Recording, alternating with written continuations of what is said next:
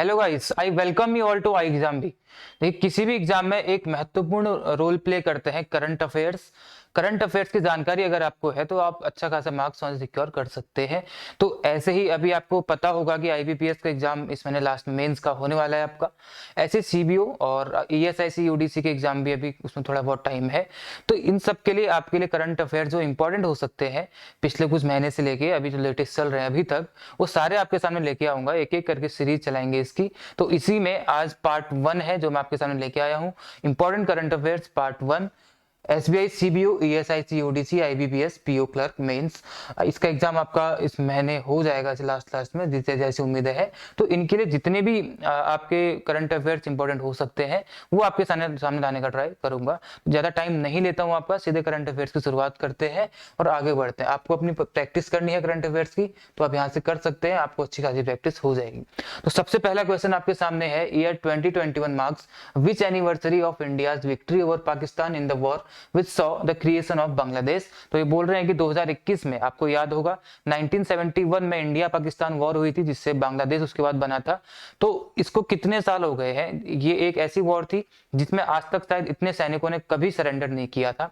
93,000 सैनिक पाकिस्तान के इसमें उन लोगों ने सरेंडर किया था इंडिया के सामने।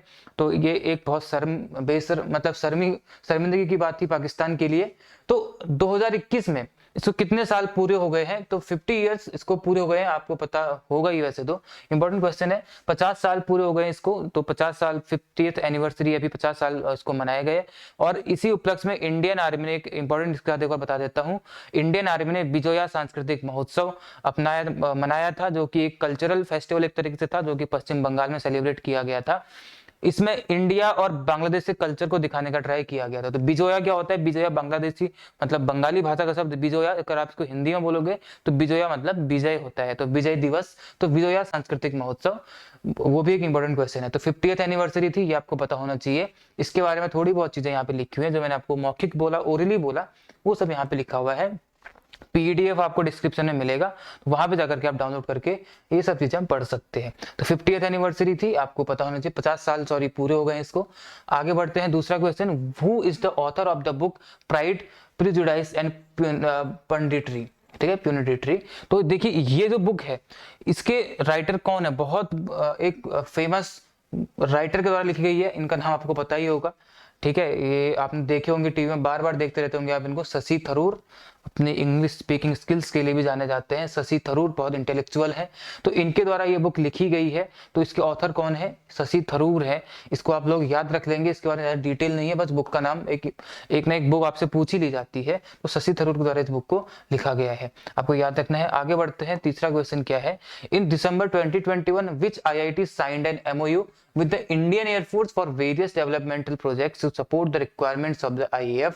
ये बोल रहे हैं कि दिसंबर 2021 में एक MOU memorandum of understanding sign हुआ है एक आईआईटी और इंडियन एयरफोर्स के बीच में। तो कौन सी आईआईटी के बीच और इंडियन एयरफोर्स के बीच एमओयू साइन हुआ है? किस लिए किया गया है?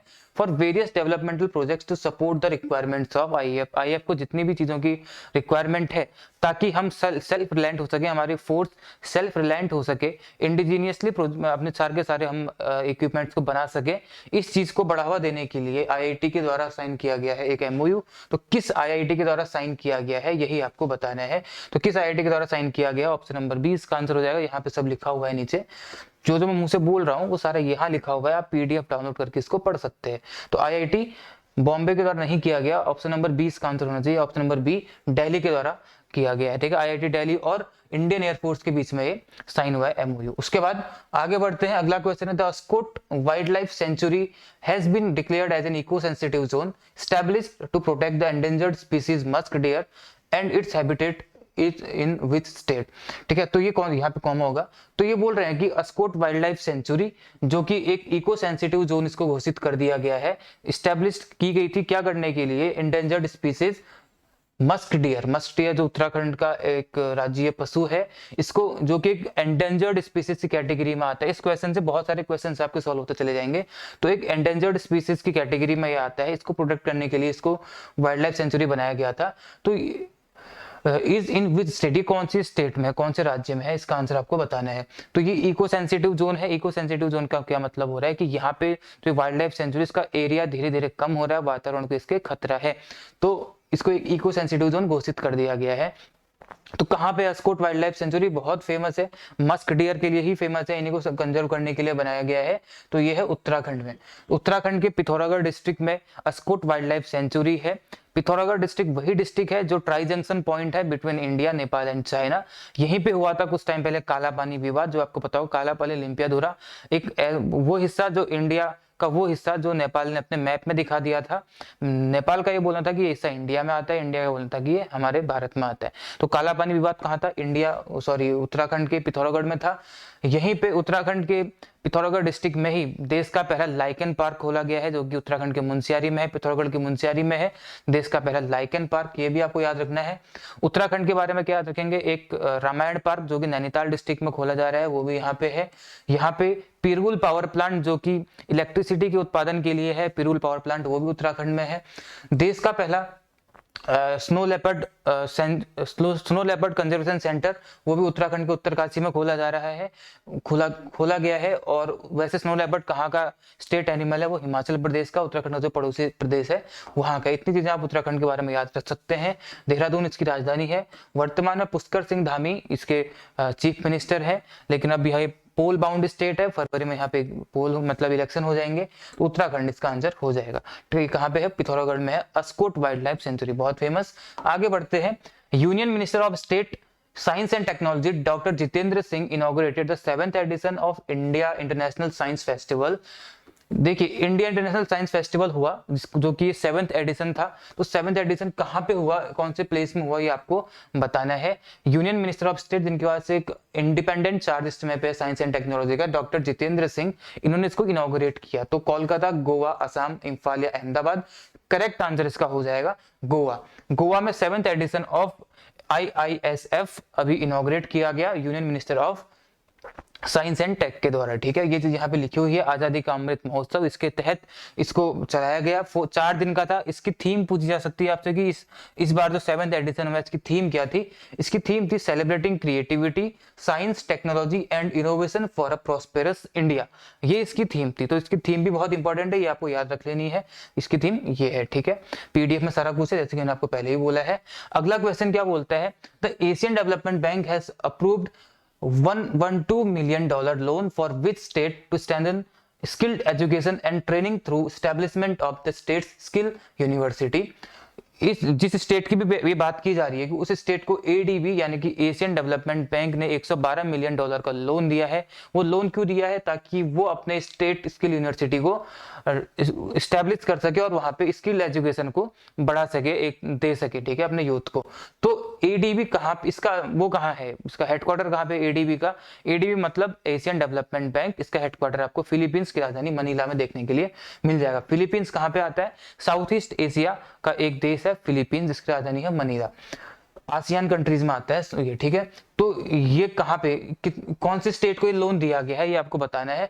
इसका ये नॉर्थ ईस्ट का स्टेट है, जिसका आंसर है आसाम। आसाम को ये लोन दिया गया है ADB के द्वारा, 112 मिलियन का लोन दिया गया है। सारी चीजें मैंने यहाँ पे लिखी हुई है। तो the project will help develop the ASUs। ASU मतलब क्या है, स्टेट स्किल यूनिवर्सिटी। ठीक है, the project will help develop the ASU's management and operating system, business models and faculty and staff, and support the design and construction of environmentally sustainable and climate resilient university campus and facilities to ensure efficient and sustainable operations। समझ रहे हैं इस चीज को। तो ये सारी चीजें यहाँ लिखी हुई हैं, आप लोग इसको पढ़ लेंगे। तो इसका आंसर क्या हो जाएगा, आसाम। उसके बाद आगे बढ़ते हैं। Which state government is joining hands with the food FAO, food and agricultural organisation and Indian council of agricultural research to help farmers take up sustainable agri food system. तो ये बोले कौन सी राज्य सरकार है जो FAO के साथ मिलके, उनके हाथ मिला एक तरह से मिल रहे हैं एक साथ, एंड और ICAR के साथ मिल रहे हैं, ताकि फार्मर्स क्या करें, सस्टेनेबल एग्री फूड सिस्टम को अपनाए, सस्टेनेबल एग्री फूड सिस्टम को अपनाए। उस चीज के लिए ICAR और FAO के साथ कौन सी स्टेट गवर्नमेंट हाथ मिला रही है, ये आपको बताना है। बहुत इजी सा इसका आंसर है, आंध्र प्रदेश है, न्यूज में काफी आया हुआ था। तो ज्वाइनिंग हैंड्स एंड FAO और ICAR के साथ to help farmers take sustainable agri food system. तो इसका आंसर क्या हो जाएगा आपका आंध्र प्रदेश। समझ रहे हैं इस चीज को, इसका आंसर हो जाएगा Andhra Pradesh. For the first time in history, NASA's wish solar probe has touched the sun। इतिहास में पहली बार हुआ है कि किसी भी एक स्पेस एजेंसी का एक ये है सोलर प्रोब है जिसने सन को टच किया है, सन के ऊपरी कोर जिसको हम लोग कोरोना बोलते हैं वहां तक पहुंच गया है। ये क्या करेगा, वहां पे जाके उसके मैग्नेटिक फील्ड को चेक करेगा, वहां से पार्टिकल्स के क्लू हम तक मतलब नासा तक भेजते रहेगा। तो कौन सा प्रोब है नासा का है परसिवरेंस नहीं है, पार्कर। ठीक है, पार्कर सोलर प्रोब है जो कि 2018 में इसको लॉन्च किया गया था और अभी 2021 खत्म होके 22 हो गया है। इसका जो पहला जो प्राइमरी मिशन है वो 2025 में कंप्लीट होगा। ठीक है, 2025 में, लेकिन अभी 2022 ही चल रहा है। तो अभी इसने वहां पे टच कर दिया है कोरोना को। ठीक है, तो ये इसका आंसर क्या हो जाएगा, पार्कर सोलर प्रोब है। यहाँ लिखा होगा मैंने सब कुछ। ठीक है, तो ये सारी चीजें यहाँ पे लिखें, 2025 में इसका प्राइमरी मिशन कंप्लीट होगा। तो क्या है, पार्कर। अगला क्वेश्चन देखते हैं। Who was named Time Magazine's 2021 Athlete of the Year? बहुत फेमस क्वेश्चन 2021। ये उम्मीद कर सकते हैं कि ये पूछा जाएगा, अगर स्पोर्ट्स कैटेगरी से क्वेश्चन आएगा तो ये क्वेश्चन पूछा जा सकता है कि टाइम मैगजीन के जो 2021 है उसमें एथलीट ऑफ द ईयर किसको बनाया गया था, इसको साइमन बाइल्स को बनाया गया। साइमन बाइल्स ये क्यों फेमस हुए थे, इन्होंने क्या किया था, 4 जो फाइनल इनके मैच थे उनसे अपने आप को क्या कर लिया था, विड्रॉ कर लिया था, क्योंकि इन्होंने अपने मेंटल हेल्थ को सबसे पहले रखा था। इन्होंने कहा कि मेंटल हेल्थ ज्यादा जरूरी है इसके बिना। तो इन्होंने क्या किया था, अपने 4 जो इवेंट थे उनसे विड्रॉ कर लिया था और अपनी मेंटल हेल्थ को तवज्जो दी थी। तो इस चीज को वो करते हुए साइमन बाइल्स को क्या किया गया, sports athlete of the year बोला गया है। ठीक है, नीरज चोपड़ा गोल्ड मेडल लेके आए थे, हमारे भारत की शान है। अगला क्वेश्चन आपके सामने, Padhe Bharat campaign has been launched by. Padhe Bharat campaign किसके द्वारा लॉन्च किया गया है, पढ़े भारत कैंपेन में क्या है, पढ़े भारत कैंपेन पहले बता ही देता हूँ किसके द्वारा लॉन्च किया गया है। इसका आंसर इन चारों में से option number B Dharmendra Pradhan, जो कि हमारे यूनियन एजुकेशन मिनिस्टर है, शिक्षा मंत्री है। स्मृति ईरानी महिला एवं बाल विकास मंत्रालय इनके पास है और अनुराग ठाकुर के पास क्या है, आपका खेल मंत्रालय है। तो धर्मेंद्र प्रधान जी के द्वारा, जिनका शिक्षा मंत्रालय या एजुकेशन मिनिस्ट्री है, उन्होंने लॉन्च किया है पढ़े भारत। पढ़े भारत में क्या किया जाएगा, एक 100 दिन का कैंपेन है, 100 दिन मतलब 14 हफ्ते का कैंपेन है। इसमें जो छोटे बच्चे होते हैं, यानी कि वन वाटिका जिनको बोलते हैं, बाल वाटिका बोलते हैं, बाल वाटिका मतलब नर्सरी केजी है, वहां से लेकर ग्रेड 8 तक के जो बच्चे होते हैं उनको उनकी एज के हिसाब से जो बुक्स उनके पास होनी चाहिए, जो अवेलेबल होनी चाहिए, वो देने का प्रयत्न किया जाएगा इन 100 दिनों में। और उनकी रीजनल लैंग्वेज, उनकी लोकल लैंग्वेज, ये नहीं कि इंग्लिश हिंदी ऐसा कुछ नहीं, जो भी उनकी लैंग्वेज है उस लैंग्वेज में उनकी एज के हिसाब से जो बुक्स उनके लिए होनी चाहिए वो उनको प्रोवाइड कराने की बात की गई है। तो वो है पढ़े भारत, ताकि चिल्ड्रन में एक समझ विकसित की जा सके। ठीक है, वो सब चीजें मैंने यहाँ पे लिखी हुई है, आप इन सब चीजों को पढ़ लेंगे। 100 दिन का है, यानी कि 14 हफ्तों का। आगे बढ़ते हैं, अगला question, PM Modi inaugurates Panki multi product pipeline project in which state. अभी हाल ही में प्रधानमंत्री नरेंद्र मोदी ने एक मल्टी प्रोडक्ट पाइपलाइन प्रोजेक्ट को लॉन्च किया है। एक्चुअली एक प्रोजेक्ट है जो 2 स्टेट्स में है। कौन कौन से, एक एमपी में है और यूपी, एक ही है, यहां से यहां तक है, एमपी से यूपी तक है। ये प्रोजेक्ट है मल्टी प्रोडक्ट पाइपलाइन प्रोजेक्ट। इसमें क्या किया जाएगा, रिफाइनरी से जितने भी आइटम्स होते हैं, प्रोडक्ट होते हैं, उनके इजी इवैक्यूएशन के लिए इसको खोला गया है। तो ये कहाँ पे है, क्या है इसका नाम, पांकी मल्टी मॉडल है। तो पांकी, देखिए वैसे तो ये क्या है, 2 स्टेट्स में है। यूपी में अगर बात करें तो इसका नाम पांकी है, और अगर एमपी में बात करें तो वहां पे क्या है, बीना है। तो बीना से पांकी, बीना क्या है, यहाँ पे एक जगह का नाम है बीना, और उत्तर प्रदेश में है पांकी, जो कि कानपुर के पास है। तो यहाँ से यहाँ तक है। तो क्वेश्चन आपसे पीना नाम से भी आ सकता है, पांकी नाम से भी आ सकता है। तो आपको याद रखना है कि कहाँ खोला गया है, उत्तर प्रदेश या मध्य प्रदेश, दोनों में, यानी लेकिन पांकी नाम दिया है तो यूपी की बात करेंगे। समझ रहे हैं इस चीज को। तो जो भी रिफाइनरी का प्रोडक्ट होता है उनके इजी इवैक्यूएशन के लिए सब कुछ किया जा रहा है। इसकी लेंथ कितनी होगी, आपकी लेंथ मैंने कहीं पे लिखी हुई थी इसकी 356। ठीक है, 356 किलोमीटर का है ये पूरा का पूरा आपका पाइपलाइन प्रोजेक्ट। समझ रहे हैं इस चीज को। आगे बढ़ते हैं, इंपॉर्टेंट था तो मैंने बताने का समझा आपको। ये सब चीजें हैं इसमें। 73 किलोमीटर ये एमपी में है, ज्यादा इससे इसका यूपी में देखने को मिल जाएगा आपको। What does it stand for in recently launched NEET 3.0। NEET 3.0 अभी हाल ही में एडटेक सॉल्यूशन यानी कि एजुकेशनल टेक्नोलॉजी सॉल्यूशंस के लिए लॉन्च किया गया है, नीट 3.0। इसमें ई का क्या मतलब है आपसे पूछा जा रहा है। तो ई का मतलब पता होने के लिए आपको नीट की फुल फॉर्म पता होनी चाहिए। नीट की फुल फॉर्म आपको बताता हूं, पहले हमें देखते हैं कि नीट है क्या। नीट है आपका, जैसे कि बताया, एडटेक सॉल्यूशंस के लिए हमारे जो डिजिटल गैप है, हमारे रूरल एरिया में जो भी डिजिटल गैप है यूथ के बीच में, उसको कम करने के लिए, ताकि वो भी एक इंटरनेशनल स्टैंडर्ड के साथ पढ़ाई कर सके। ऑनलाइन माध्यम से, डिजिटल माध्यम से, तो उस चीज के लिए किया गया है नीट 3.0 लॉन्च। इसकी फुल फॉर्म है national education alliance for technology, ये इसकी फुल फॉर्म है। अगेन धर्मेंद्र प्रधान जी के द्वारा इसको लॉन्च किया गया है। तो ये है, ठीक है। नीट की क्या पूछा गया है, ई का फुल फॉर्म, तो ई का मतलब क्या हो जाएगा, इसमें एजुकेशन हो जाएगा। तो क्यों किया गया, मैंने आपको बताया, जो डिजिटल गैप है उसको भरने के लिए किया गया है। इसको समझ रहे हैं, एडटेक सॉल्यूशंस को, उसमें काफी सारी एडटेक कंपनीज एक साथ आएंगी, 58 है लगभग ग्लोबल की, और इंडियन स्टार्टअप एडटेक है, वो सब मिलकर के इसमें काम करेंगे। तो एजुकेशन इसमें हो जाएगा। At which place AYUSH minister lays foundation stone for Heartfulness international yoga academy. बहुत डीप इस क्वेश्चन में नहीं जाएंगे, फैक्चुअल क्वेश्चन। इन्होंने आयुष मंत्रालय जो है, इन्होंने कहाँ पे किया है, हार्टफुलनेस इंटरनेशनल योगा एकेडमी कहाँ पे खोली है, इसका फाउंडेशन स्टोन कहाँ पे रखा गया है, तो विशाखापट्टनम, अगेन आंध्र प्रदेश में है विशाखापट्टनम। यहाँ पे इसकी क्यों किया जा रहा है, ताकि हमारा जो नेचुरोपैथी है, आयुर्वेदिक है, इन सब की तरफ हमारा ध्यान जाए, हम इन सब चीजों को, इन सबको प्रमोट करने के लिए एक्चुअली ये किया जा रहा है। इसको, ये एक अकेडमी खोली जा रही है, ठीक है, आयुष मंत्रालय के द्वारा। तो ये यहाँ पे लिखा होगा नीचे में, इसको पढ़ लेंगे आप। आकाश अक्षय पात्रा फाउंडेशन है and which one of the following is to collaborate for enhancing the effectiveness of the प्रधानमंत्री पोषण शक्ति निर्माण। अक्षय पात्रा फाउंडेशन और इनमें से किस ऑर्गेनाइजेशन ने अभी एक साथ आए हैं वो, ताकि वो क्या कर सके, प्रधानमंत्री पोषण शक्ति निर्माण की इफेक्टिवनेस को एनहेंस कर सके।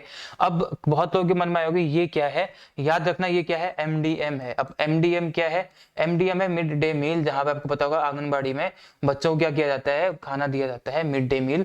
तो मिड डे मील का नाम चेंज करके प्रधानमंत्री पोषण शक्ति निर्माण रख दिया गया है। क्वेश्चन ये भी आ सकता है कि स्कीम पहले क्या कहलाती थी, ये अब क्या कहलाती है, ये कुछ भी क्वेश्चन आ सकता है। तो इसकी इफेक्टिवनेस को इनहांस करने के लिए अक्षय पात्रा फाउंडेशन और एक और ऑर्गेनाइजेशन जिन्होंने हाथ मिलाया एक साथ, तो आपको बताना है वो कौन है, वो है वर्ल्ड फूड प्रोग्राम। समझ रहे हैं, वर्ल्ड फूड प्रोग्राम इनके साथ आया है और इस चीज को एनहांस करना चाहते हैं। सारी चीजें मैंने यहाँ पे लिखी हुई हैं, आप इस चीज को पढ़ सकते हैं। अगला क्वेश्चन देखते हैं, इंपॉर्टेंट क्वेश्चन था ये वाला भी, अगला देख लेते हैं। In which country world's largest metro line has been opened. Factual question, again deep में नहीं जाएंगे, डायरेक्ट इसको समझना है। दुनिया की सबसे लार्जेस्ट मेट्रो लाइन अभी ओपन कर दी गई है। ये लार्जेस्ट होने के साथ साथ ड्राइवर लेस भी है, इसमें कोई ड्राइवर नहीं रहेगा, तो इसलिए इंपॉर्टेंट हो जाती है। ड्राइवर लेस और लार्जेस्ट मेट्रो लाइन ये किसने कर दी है, अभी चाइना ने अपने संघाई शहर में इसको ओपन कर दिया है। नीचे लिखा होगा मैंने इसके बारे में, ठीक है, संघाई में कर दिया गया है। 831 किलोमीटर, 831 किलोमीटर लंबी है, तो आपको ये भी ध्यान देना था। तो ये एक फैक्चुअल क्वेश्चन है, डायरेक्ट क्वेश्चन है, चाइना के संघाई शहर में, इसको याद रख लेंगे। आगे बढ़ते हैं। B.1.640.2 variant of Covid has been named as.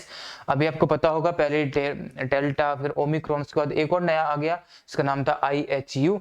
IHU variant actually में क्या है, ये B.1.640.2 ये इसका नेम है एक्चुअली में, लेकिन हमारे लिए इसको नाम क्या दिया गया, IHU, जो कि कोरोना का एक नया वेरिएंट है। समझ रहे हैं इस चीजों को। IHU ये कहाँ पे मिला था, फ्रांस में ये सबसे पहले मिला था।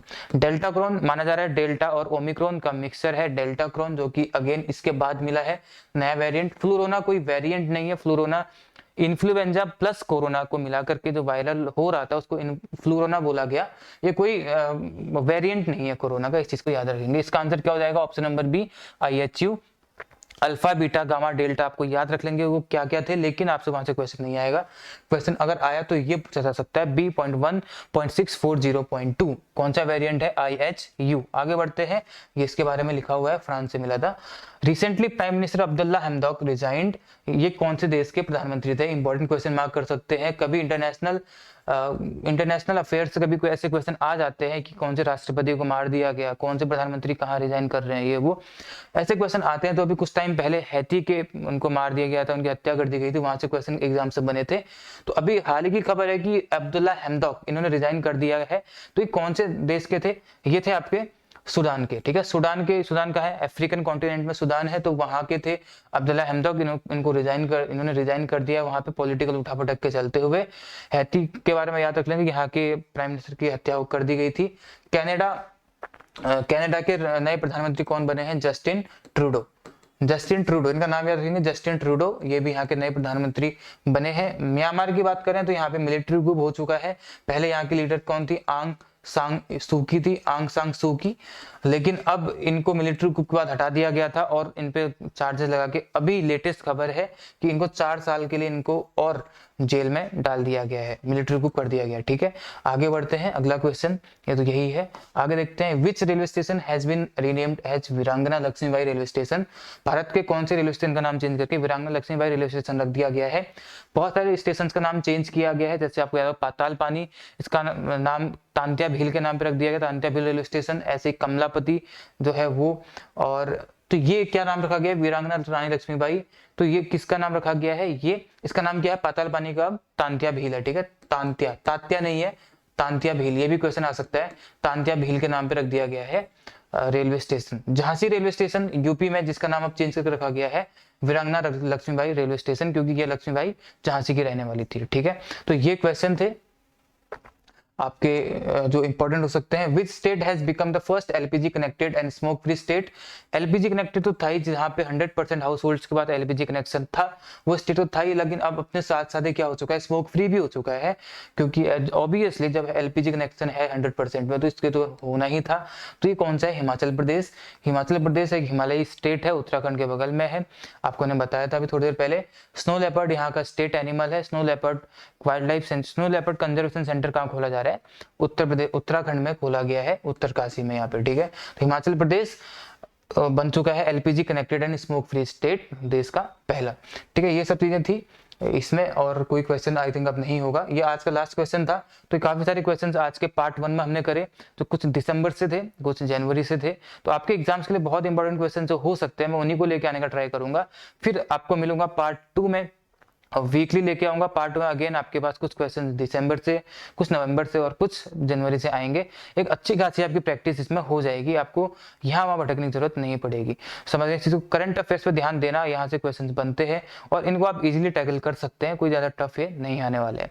तो फिर मिलेंगे आपसे अगले वीडियो में, जहाँ पे अगेन आपके लिए लेके आऊंगा current affairs, important current affairs आपके इन एग्जाम्स को टारगेट करते हुए। तब तक आप सभी को जय हिंद, जय भारत।